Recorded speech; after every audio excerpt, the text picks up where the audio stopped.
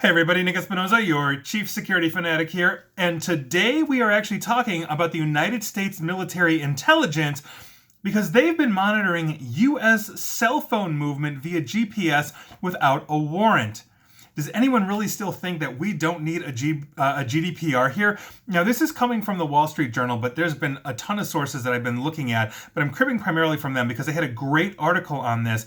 And in a new document that was made public a couple of days ago on Friday, the nation's top military intelligence agency acknowledged that they are monitoring the location of US-based mobile devices without a warrant through location data drawn from basically smartphone apps. Now, the DIA, or Defense Intelligence Agency, told Congress, basically their investigators, that the agency had access to, quote, commercially available geolocation metadata aggregated from smartphones from both the United States and abroad. Now, it also said that it had queried this database to look for, basically look at location information for US-based smartphones 5 times in the last 2.5 years as part of authorized investigations. But this could go a lot farther, and I will talk about that soon. Now, such data is typically gotten from a smartphone app, such as like a weather app, games, or other apps that you basically have said, yes, you have permission to access the GPS for location. A commercial market exists for such data advertising and other commercial purposes. So, basically, I talked about this a while back that essentially U.S. government agencies were buying access from commercial brokers. One of them was Location Smart. I talked about this as local law enforcement could simply go spend a little bit of money and figure out in real time where you were, because Location Smart would pull this from all of the major cellular carriers and put that out there for law enforcement, for basically anybody else. And there was an instance of one officer going in and finding out locations on basically anybody that he wanted. So the ability of U.S. intelligence, though, to access this kind of data is essentially and typically circumscribed. The way this typically works is that a warrant from FISA, or the Foreign Intelligence Surveillance Court, is required for most kind of surveillances.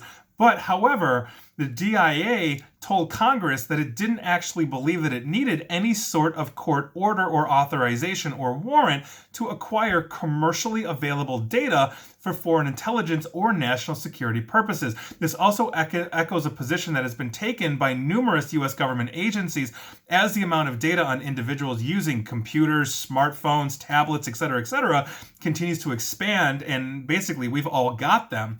The Department of Homeland Security is also buying similar data and is using it basically for warrantless tracking as part of its border security and immigration method or mission. The IRS, the Internal Revenue Service, those that collect taxes, also purchase access to cell phone data as part of its law enforcement mission. So in other words, if you're skipping out on your taxes, they'll hit your cell phone and know where you're hiding. All of them basically claim that because this data is purchased on the open market, no court order is required, and I can really understand that logic. Now, the disclosure about the DIA's domestic monitoring efforts was made in a memo to the office of Senator Ron Wyden. He's a Democrat from Oregon, and I have mentioned him before because he has been on the forefront of data privacy for years at this point. And Senator, if you are listening, please come on my show. I would love to interview you. Now, he has been conducting an investigation into the use of commercial available government or commercial data that is being used by government for intelligence and law firm purposes. And essentially, this has been out there. A spokesman for the DIA declined to comment, but this is a huge issue. This is not going away.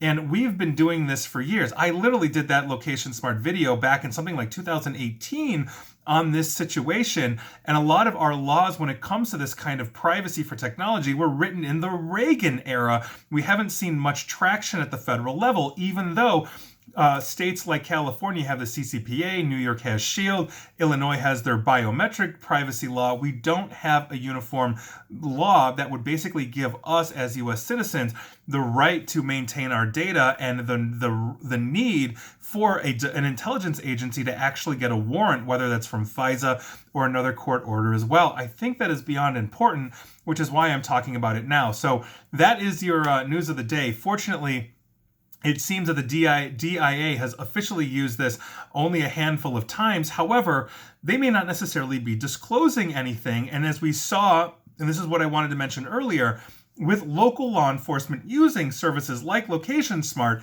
they were actually able to access this at will for official and unofficial purposes.